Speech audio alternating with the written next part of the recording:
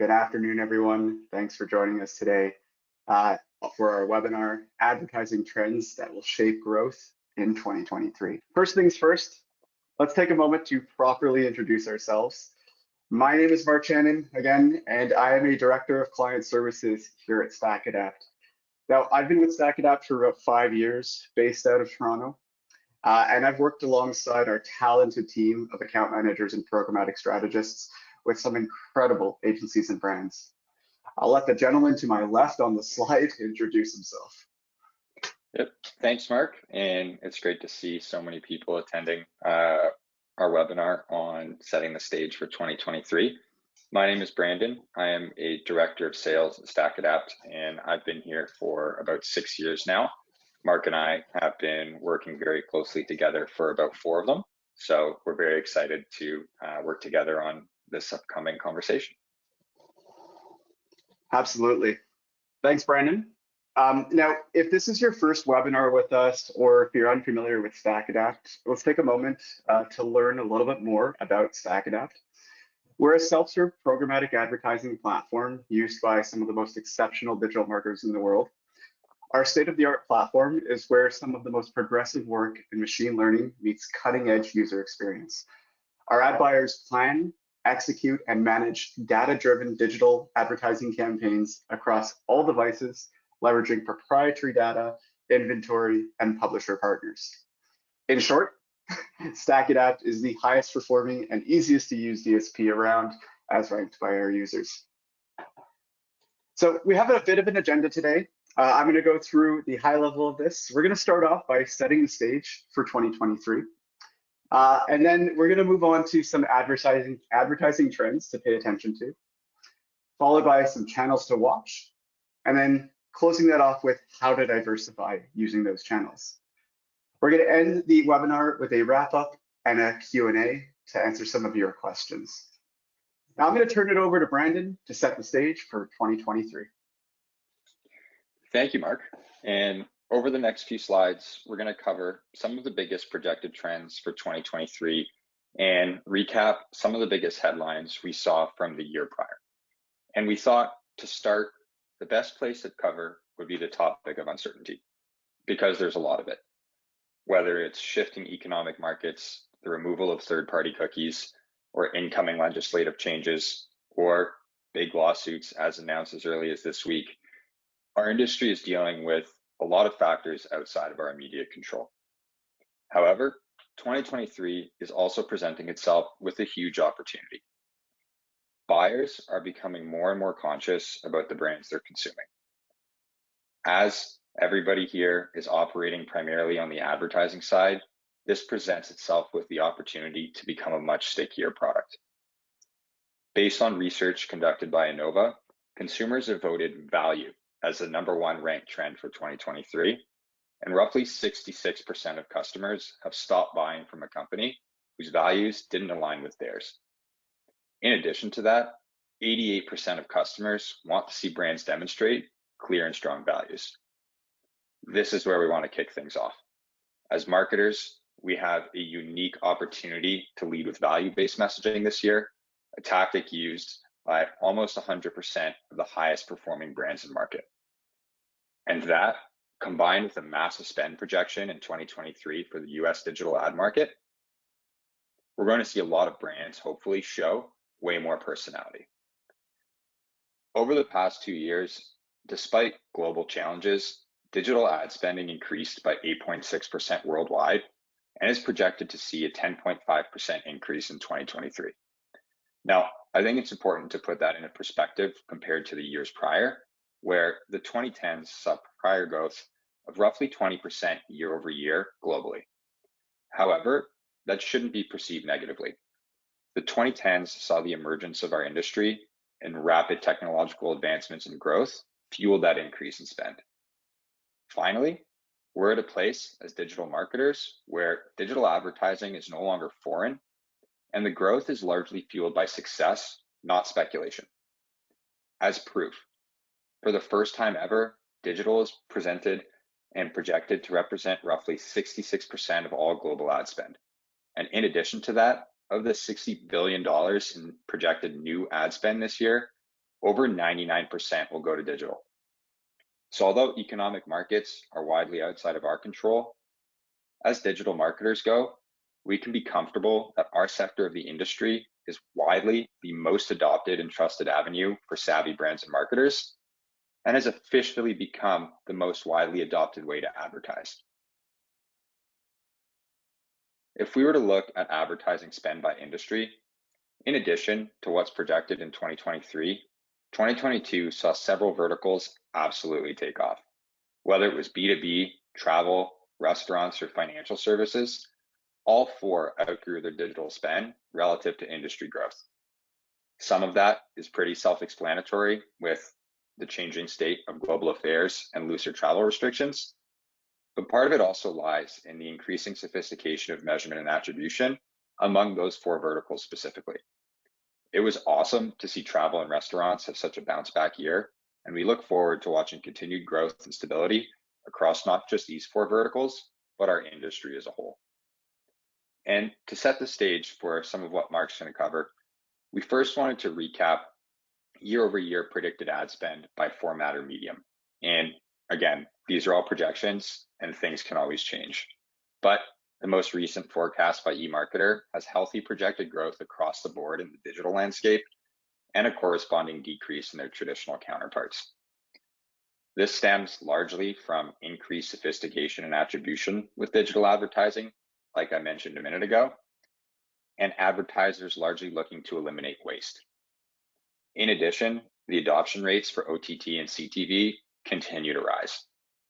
With more and more inventory becoming available in the digital out-of-home space, it also removes the requirement for heavy upfront negotiations and contracts, previously taking up quite a bit of time and money. Please jump into the question box if we're way off here, but based on IAB's most recent publication for 2023, has outlined the following goals, focuses, and challenges as the main topics of the year to come. And I don't think it's a surprise that customer acquisition, measurement, and inefficiency are all at the top because they're all quite related. Customer acquisition only goes as far as how it's measured, and the use of multiple tools often make it different to paint a clear picture of results. That, combined with shifting economic markets, is creating a huge focus for marketers and advertisers to be more efficient with how they're spending their marketing dollars. And before passing it back to Mark, we wanted to finish the 2023 trends by highlighting some bold predictions by several major players. Social networks are likely going to be hit the hardest as major platforms struggle to adopt impending privacy changes. And eMarketer slashed the 2023 social network ad spending forecast by $16 billion to $71 billion. However, Meta accounts for most of that loss. And although significant ad spend declines in the social space are real, they're also very much restricted to a few high-profile markets and not necessarily indicative of the health of the industry overall. Mark, we'll pass it back to you. Thanks, Brandon. Okay, so we're going to talk about some advertising trends that we can expect to see this year. So I expect that mostly everyone watching our webinar is familiar to some extent with the type of content and strategies that they're exposed to as they navigate their own digital advertising journeys. We're starting to enter this era of real-time personalization when it comes to digital advertising.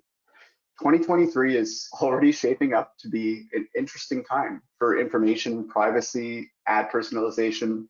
So we definitely want to understand the takes on this from, well, both sides of the aisle, both from the marketer's perspective, but also keeping in mind the customer's perspective as well.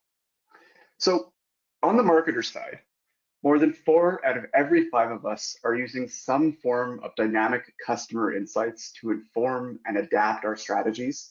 And we're paying close attention to our funnels to ensure that we optimize every interaction and the impact of those interactions along the way.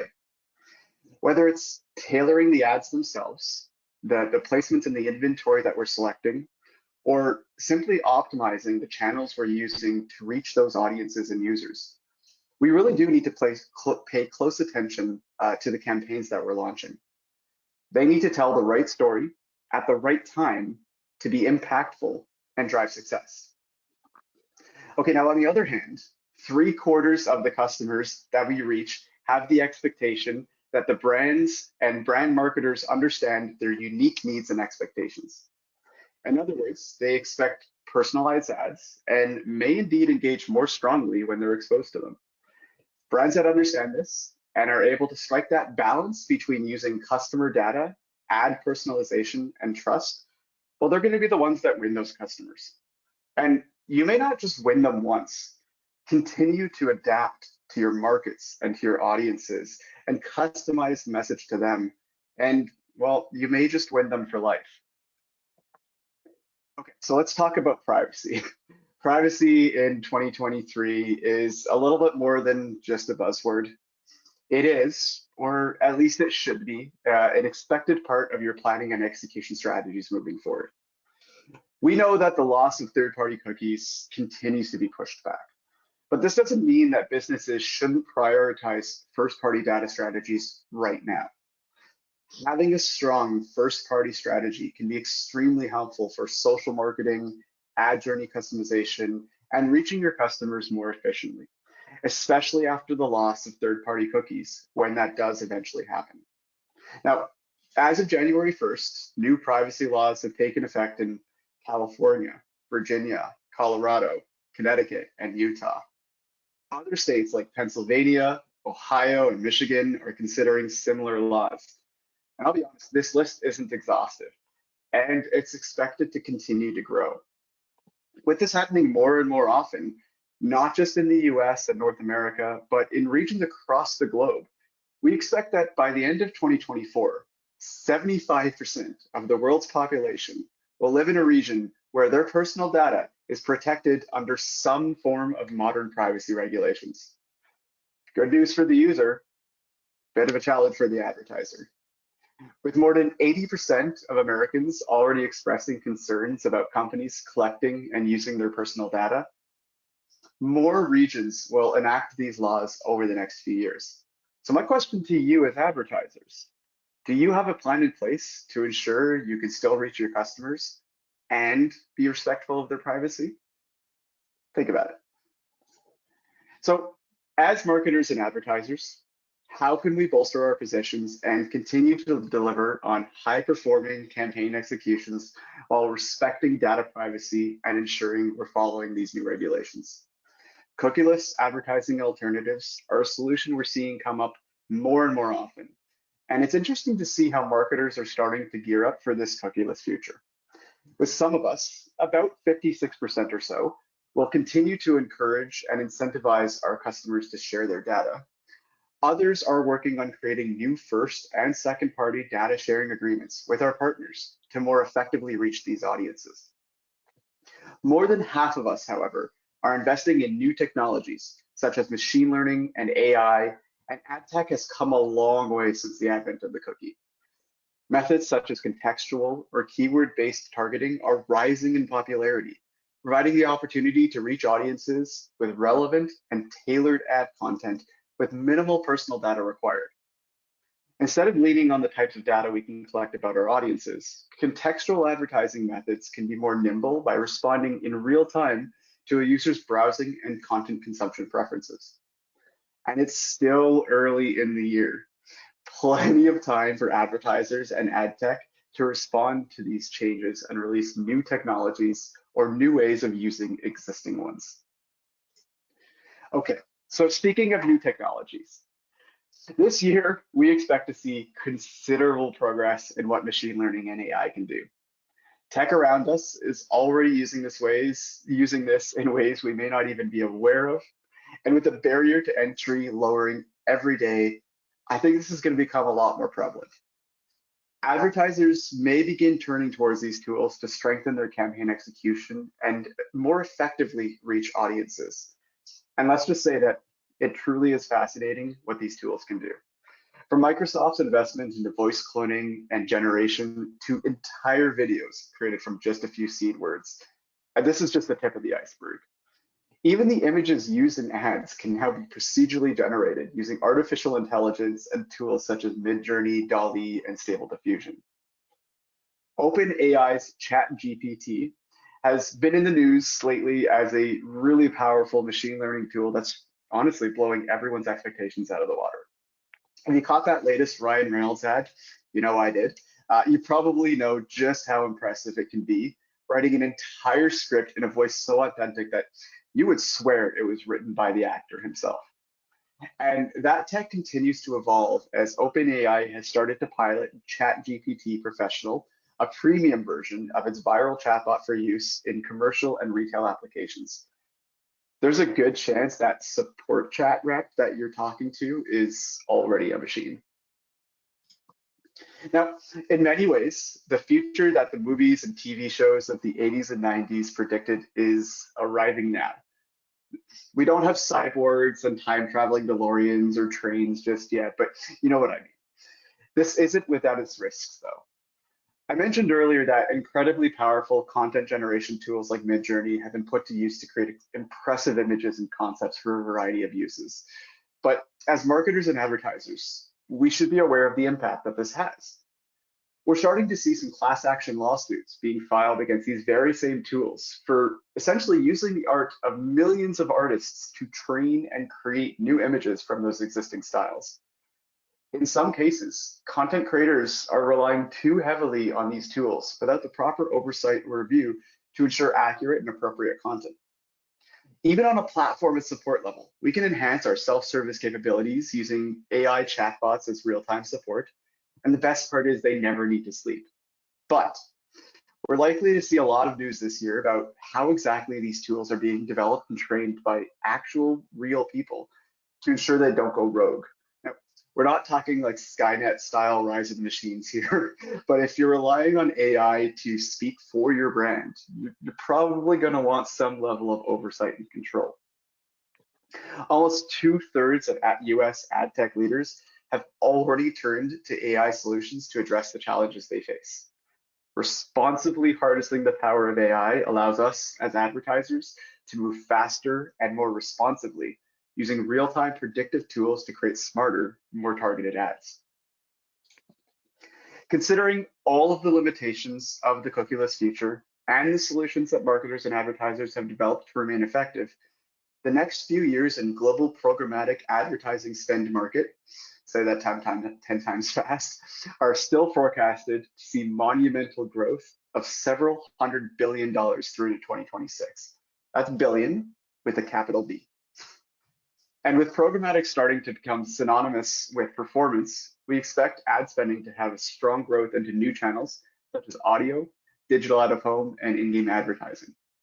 Now, from the charts above, you can see that while growth is already expected in the US, it's pretty steady. But markets in Canada, the UK, and Australia are projecting monumental growth in both programmatic audio and video spends. There's a lot of opportunity there. So what should we watch out for this year channel-wise? Well, I can tell you that Brandon has the answers for you next. Thanks, Mark. It's almost like we practiced that transition. And yeah, over the next few slides, we're going to cover a few up and coming channels and also review on some of the major news from last year. And the first thing we wanted to do was cover the shifts in social media. And 22 was a newsworthy year in the social media space, whether it was hostile organizational takeovers, dozens of antitrust suits, or upcoming and changing legislation. The social media as a whole had a pretty turbulent 2022, and that was drastically reflected in the bottom line for its major players. Instead of just talking about it, Mark and I thought it'd be better to break the traditional mold of a webinar and have more of an open dialogue. So, Mark, I'll ask you, how do you feel about your social media usage today, and how's it changed? I mean, this is the topic that's near and dear to my heart. On a personal level, I've made a very strong effort to understand the impact that it really has on my life. So I was around for the dawn of social media. I think my first jobs out of school were managing social media for brands and small businesses. Um, but I've obviously changed my career trajectory since then, and I've also changed my activities on the consumption side of it. I've become more aware of echo chambers and the influence that it can have over my perceptions of the world. So I've always believed that comparison is a thief of joy. And with that understanding that, what we see on social media doesn't really reflect reality, I've started to moderate my own use of it as well. Instead, opting to consume content on my own terms rather than just scrolling through an infinitely endless feed of quote unquote perfection.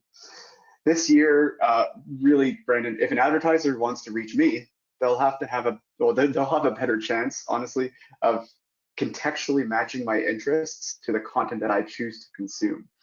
I find that, the shifts that I've had over the last few years in my social media consumption have improved my mental health. They've allowed me to focus more on the things that matter.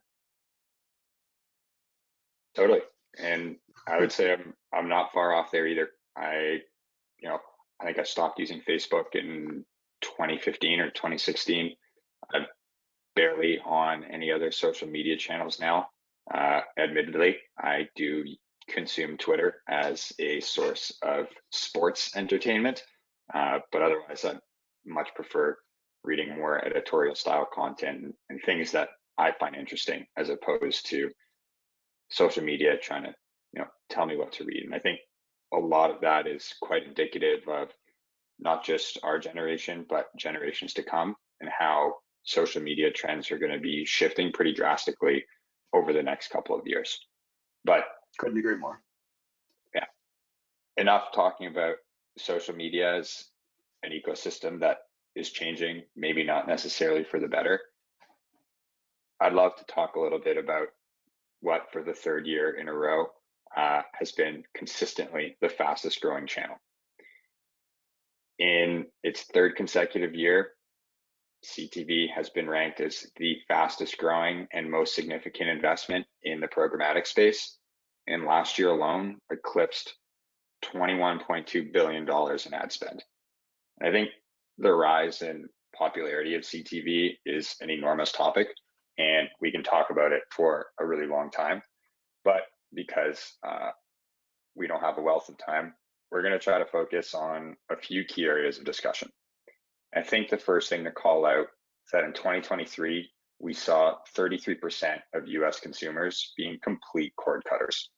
And that's a really significant number because it has totally shifted the balance of advertising power to the hands of streamers and has increased demand and supply of CTV placements. I think that as a whole is a very rare market impact of both increasing consumption demand and increasing supply. And it's created what many are seeing as the most powerful channel in the programmatic ecosystem. By marrying more of the traditional lean back environment of television consumption with, at this point, the very advanced targeting and measurement solutions of digital advertising, it's given brands and marketers a platform to expose its core audience with very strong value-based messaging. And if done correctly, measure that impact through the entire user journey. With all of the above, CTV is going to be projected at roughly 50% the size of linear TV and ad spending this year. But I think that's largely because linear television is still a channel that requires massive upfront contracts and several huge spending events like the Super Bowl, which is coming up in a couple of weeks. Second to that, we've also had major streamers commit to advertising-based revenue models, whether in past years it's been people like Hulu or YouTube, or more recently Netflix and Disney Plus. This increased supply has seen CTV revenue continue to climb. Something else that, Mark, I know you find particularly interesting is the emergence of gaming. And gaming is not new. It's been around for a long time. But we're starting to see the emergence of another viable option in the digital advertising space. For context, there's over 3.1 billion gamers globally, and the gaming industry as a whole is estimated to exceed $300 billion. Rising interest in PC and virtual reality has not gone unnoticed either. Major tech platforms and media outlets are actively working to incorporate gaming elements into their offering, and gaming inventory is already available through several major players, us included. And for context, 203 million people, which is just under 2/3 of the United States population, are mobile gamers, and about 56% of that number plays more than 10 times a week. As we continue to see inventory become readily available, this will be a more and more viable options for brand. And when we do define inventory, I think by default, most people would jump to just basic display in-app inventory.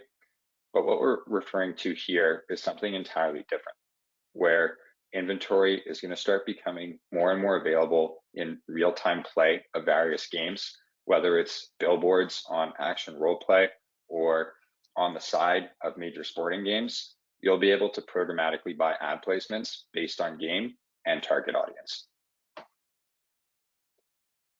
Something we'd also be remiss not to cover is the emergence of retail media.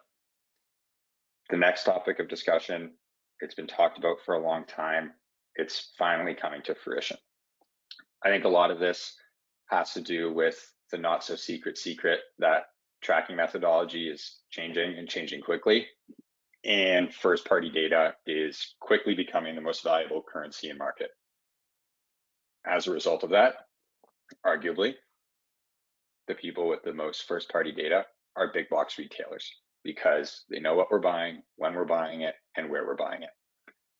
As a result, more big box retailers are both providing and monetizing shopper data, and it gives retailers a massive advantage over more traditional publishers and even newer social media apps. Many retailers and fulfillment companies are now introducing their own advertising opportunities, which Amazon has already led the charge with for a number of years. A few other things to cover before passing it back to Mark, and this one really hits home for StackAdapt specifically, but with the resurgence of contextual advertising, we're also anticipating native ads making a strong push this year. Its editorial aesthetic and contextual relevance will, in large part, mitigate the loss of third-party cookies with more contextual targeting, based on Mark's comments alone about social media, and it generally has much stronger trust among consumers and will continue to drive strong on-site traffic and engagement. And finally, before passing it back to Mark, probably the most fascinating, in my opinion, topic as we head into 2023 is the emergence of digital out-of-home. Out-of-home advertising has been around for over 200 years, and now our industry is starting to catch up. It's continuing its growth trajectory as more and more screens continue to begin to offer programmatic buying. And with strong advances in tracking ability combined with more readily available inventory, will entice more and more advertisers to expose users in different formats. Billboards currently account for roughly 70% of all out-of-home spending, but classifying digital out-of-home goes way broader than that, whether it's checkout screens at a big box retailer, local bus stop ads in rural Ontario, all the way to a Times Square takeover. All of this is starting to become available within the programmatic space and provides a very exciting opportunity for us as digital marketers to broaden the exposure in which we reach consumers. Mark, I will pass it back to you. Awesome. So we're going to talk about how to diversify and use these many different channels to our advantage when it comes to the campaigns that we launch. So there's really no better time than now to consider adding new advertising channels into your media mix. So as Brandon mentioned, with retail shopping becoming more prevalent and making more of a return in 2023 and expected to grow further in 2022 and expected to grow further in 2023. I'm getting ahead of myself here. Being where your customers are will help ensure that you don't fall behind to your competitors. So a vast majority of consumers expect to be exposed to ads across their buying journey. So while a single channel may have worked in the past, the opportunity to reach your audiences where they are and where they expect you to be lies ahead. Multi-channel doesn't mean everything all the time. It's about picking the right channels to deliver against parts of the funnel. This involves understanding your audience and your intended customers and ensuring that your brand is present where they are, not just where you want them to be. Your media planning this year should keep this in mind. And if you do keep it in mind, we're pretty confident that you'll be on the right track to success with your campaigns. Okay, so this year, our advice to you is to find a programmatic partner that is equipped to handle the new demands of the cookieless, privacy-first, machine learning, and AI-powered multi-channel programmatic advertising era. Take a deep breath there. At StackAdapt, we have put a focus on providing the solutions advertisers need, leveraging multi-channel advertising within a single platform, keeping your campaign learnings and data accessible in one place to benefit optimization and execution all throughout. As a leading DSP in the space, StackAdapt has developed incredible solutions for identity graphing and attribution, textual advertising to survive the cookie apocalypse, and access to multiple channels with a single login. And we're just getting started. Brandon, I know that you have some experience putting together successful multi-channel strategies. Have you seen some benefits around multi-channel exposure? Yeah, definitely. And I think from a marketing perspective, normally we'll think of a funnel starting really big at the top and really small at the bottom, and moving a user through that consumer journey is fairly straightforward, as we would break that through, awareness at the top, engagement in the middle, and conversion focus at the bottom. But I think the reality now, with the evolving nature of us as people, is that there's really no clear defined start and end to a brand's first exposure and purchase. And instead of having kind of this linear trajectory of starting at the top and moving to the bottom, you could start with a first exposure and require way more knowledge and information being given to you before making a purchase than ever before. And in addition to that, I think there's a lot of people in this webinar. Everybody here consumes content and digital slightly differently, and you're never going to get two people in the exact same place at the exact same time.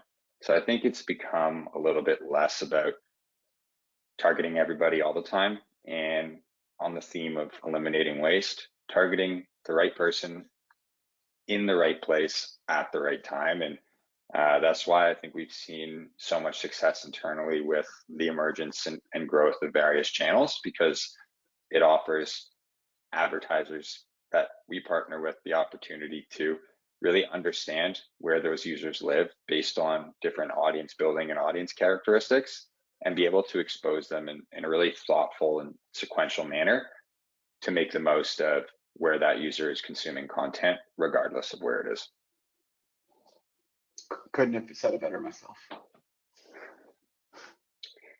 Excellent. I think that is bringing us more or less to the end of all of our planned content here. And we did want to quickly wrap things up and also comment that we have a ton of questions in the question box right now. We will do our best to get to all of them. A lot of them are fairly similar and cover thematically similar things, so that's fantastic. But to kick things off, we wanted to start with a basic wrap up of what we talked about today. The first of which would be get ahead of the trends. We more or less know what's going to happen this year from an emerging channel perspective. And as a result of that, get out there, test new channels, test new tactics.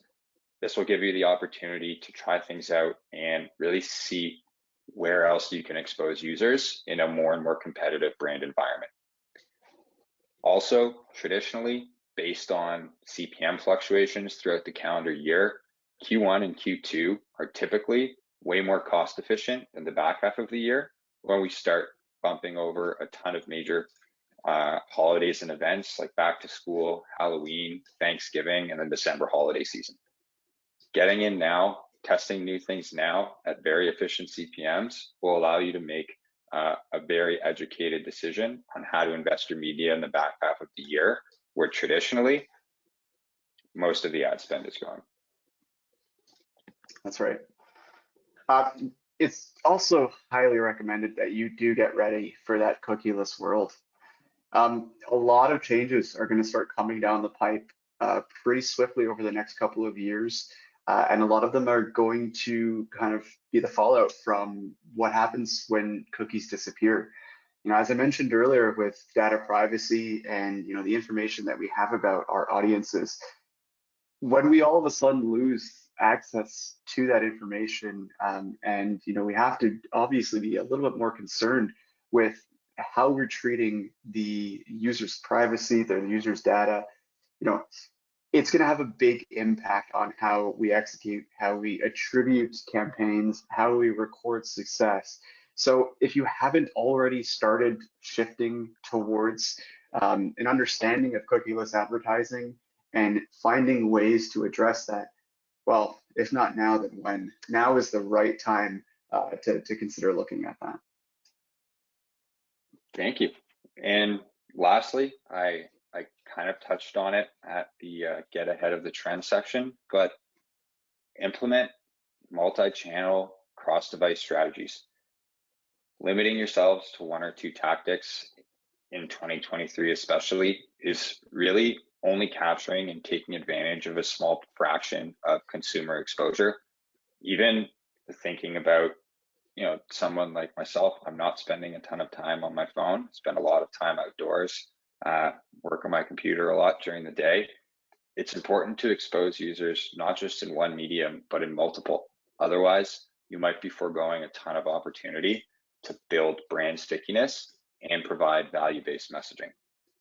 So with that said, that brings us to the end of all of our planned content. And now we're going to take some time to cover some questions. There's quite a few in here, so bear with us as we go through all of them. But the first thing I think would be important to cover, because there were many questions about it, would be diving a little bit deeper into the connected television space, along with its basic definition compared to OTT, and tracking, measurement, and solutions. So when we talk about connected television, for us, CTV's definition is a television that has an internet connection.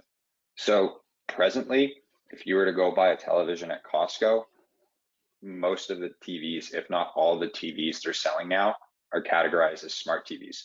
And it's called a smart TV because it is connected, or has the ability to connect to an internet. And as a result of that, we can stream things on the TV from an internet connection. OTT, or over the top, is widely defined as the mechanism in which we are delivering that content, whether it is something like video on demand, or plugging maybe an Amazon Fire Stick or any other Xbox or PlayStation as an example to a television that doesn't have internet connectivity to facilitate that. In terms of measurement, I think CTV within our industry is still evolving, and I think there's still a lack of consistency on the measurement side across the board, where if we were to get a little bit more technical, when we look at how DSPs like StackAdapt bid in the connected television environment, we're getting sent what we define as bid requests every time there is an ad placement ready to be bid on, and the information we're getting within that bid request is not yet consistent across the board. That's not one individual's player's problem. That's just an industry thing right now that is being worked on. So in some cases, we'll get very specific detail on the device, the channel, and the show, and other times it'll be a bit more general to the channel we're being streamed on. However, the reason I bring up bid requests is because they also contain a bunch of information that is readily consistent in the connected television space, whether it's IP addresses or device IDs or unique identifiers that are starting to get popped up across the board. many of those things are consistent. And because they're consistent, it allows a platform like StackAdapt to build internal tracking methodology to not just track a user's exposure in the connected television environment, but through pixel placement on a website, be able to follow a user as they've first been exposed to connected television and then retargeted on various devices, whether it's a desktop or mobile device, or even more television ads, all the way to various formats like audios as another cool example, and track all the way down to a user going on an actual website and converting. However, because we're defining connected television as such a powerful tool from a brand value messaging play, normally the easiest ways to message connected television performance would either be through corresponding performance on display and native that are retargeting users who have completed CTV ads, or even running something like a brand lift, a brand resonance survey to CTV exposed users versus a control group to measure things like lift, and then categorize that audience into an audience segment to activate thereafter. And I think that covered 6 or 7 questions in the CTV space all at once. I tried to be very thorough there. Mark, I will pass it off to you if you see any questions in there that you feel like you'd be strong at responding to. For sure. So I see one question here. How do you see advertising in VR worlds coming into play? I'll be honest. I think it's going to be a thing that becomes more and more real. Maybe not this year, maybe into next year. We know that if there is a space to advertise, us as advertisers and marketers will find a way to put an ad there. And I think it's just a matter of time before those creators of the VR worlds find a way to either through direct buys, probably at the beginning, but eventually programmatically serve ads in those VR worlds. Looking back on what Brandon talked about when we talked about in-game advertising, I think that is, that's something where video games first started off as, those 8-bit devices, and there's probably some product placement that occurred in there. But once we started getting into internet connected devices in the hands of, millions of users with the ability to serve ads dynamically when needed, that's when those realities started coming into place. And the same story, I think, can be really told about advertising in VR worlds. In the early days of VR, it was all through your computer screen, if you could call it VR, not quite wearing those headsets. But now, the barrier to entry on those headsets, on those devices, is significantly lower. There's a good chance that you have a friend or a family member who has one of those devices or more, to experience 3D VR content in the comfort of their own living room. So with those becoming more prevalent, as I mentioned, I think, again, it is just a matter of time before the opportunities for advertising are there. But I also do want to caveat that we also have to, keep in mind that we do it responsibly as well. We don't want to just plaster someone's entire field of view with an ad.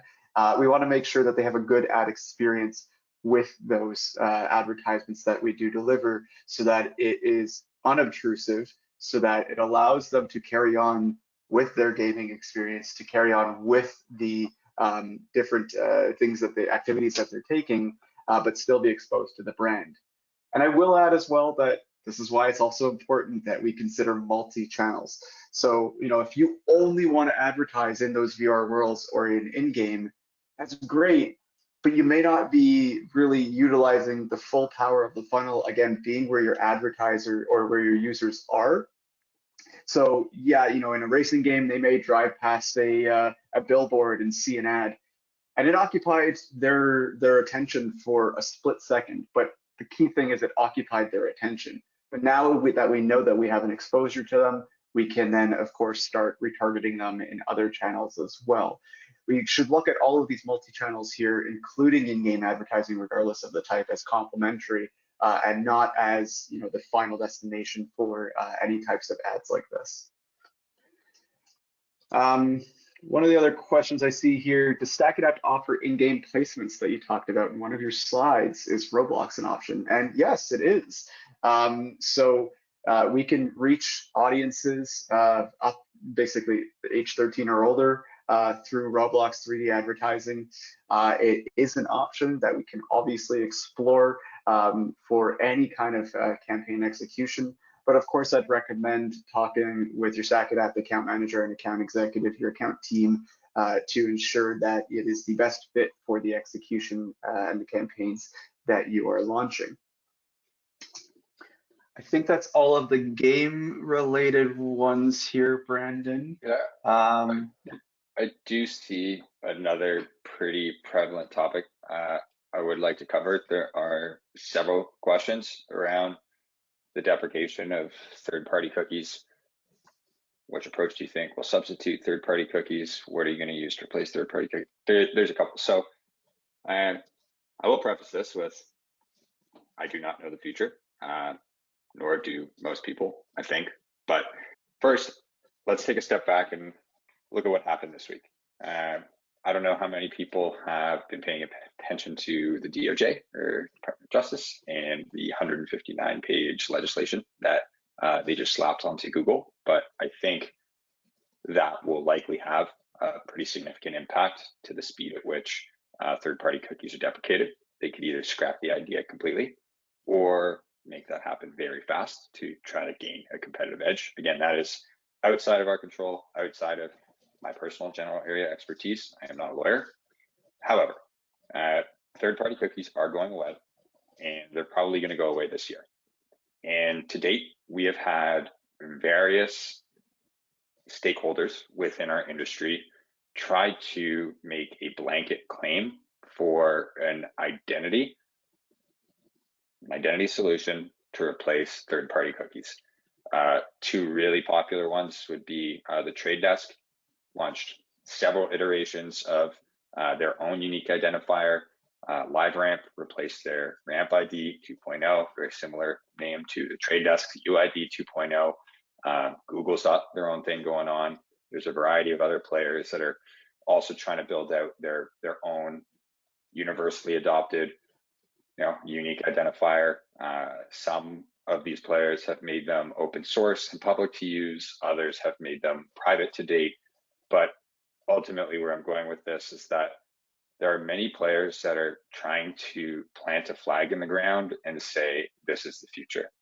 But the reality is that there will never be 100% adoption to any sort of unique identifier that will replace a third-party cookie.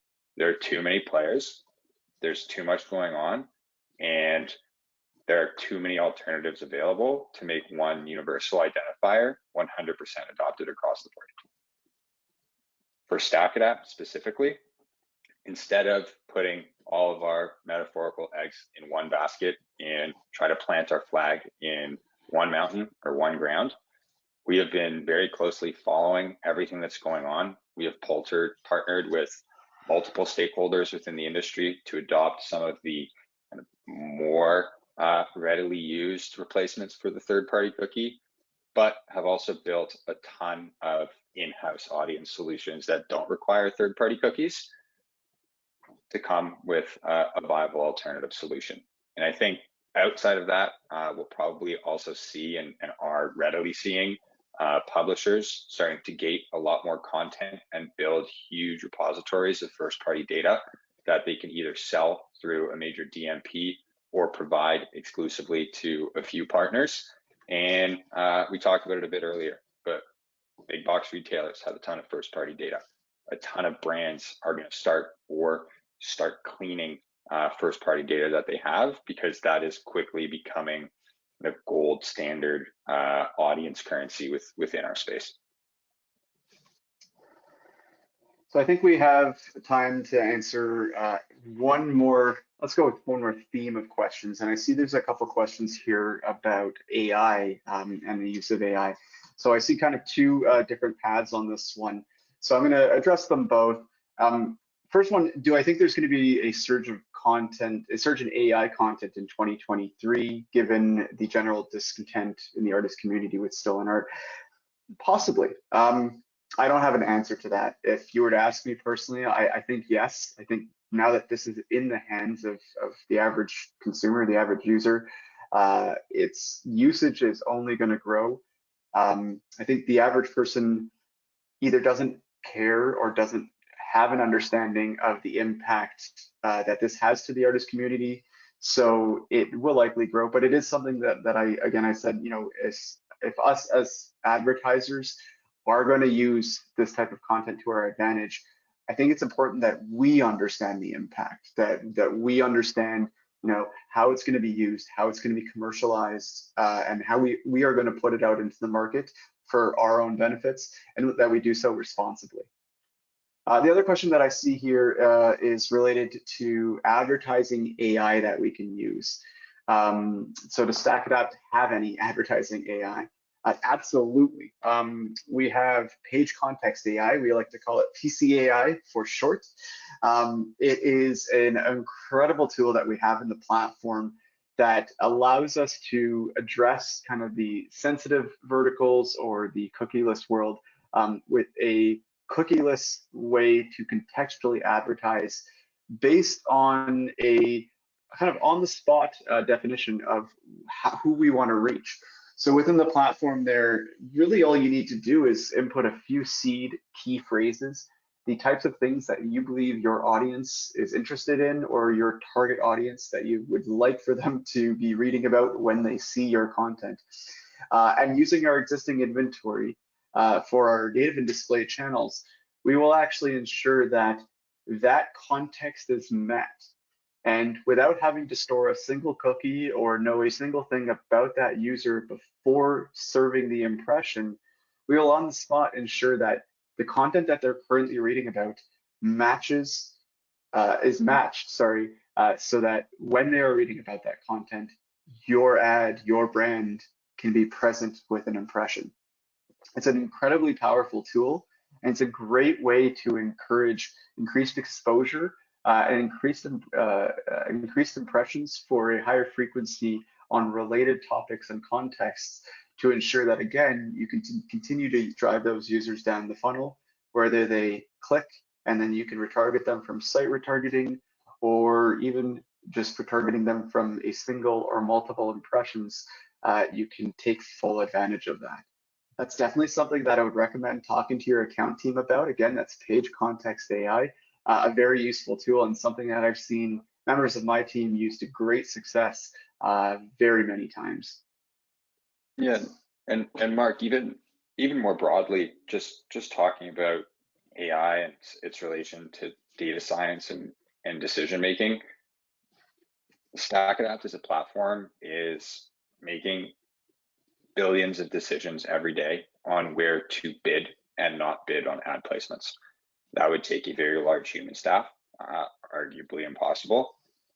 All of our campaigns are entirely powered by artificial intelligence and very sophisticated structure and ecosystem built by a best-in-class data science team. And I think we're only going to see that improve over the course of 2023 and have a very exciting year ahead. But with that being said, we promised each other we would give everybody a 5-minute buffer back before jumping on their next meeting at the top of the hour.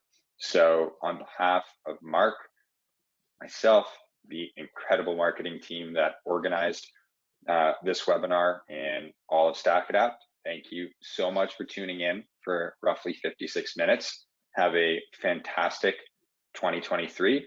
And if there are any follow-up questions from anything we talked about today, we are all readily available to field them and have follow-up discussions.